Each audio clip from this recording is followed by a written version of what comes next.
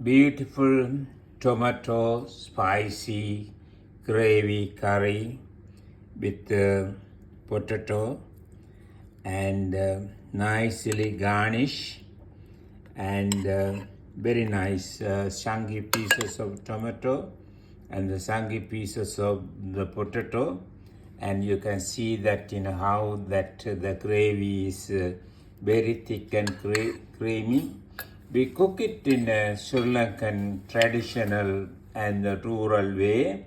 When during the harvesting of the paddy or the rice, and this is the very popular combination to go with the bread.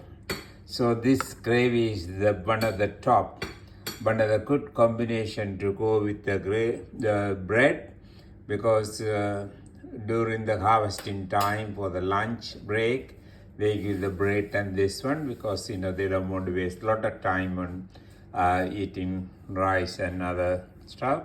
So it's a very aromatic and very colorful curry, and I love it. And we make this one on a regular basis because we love them.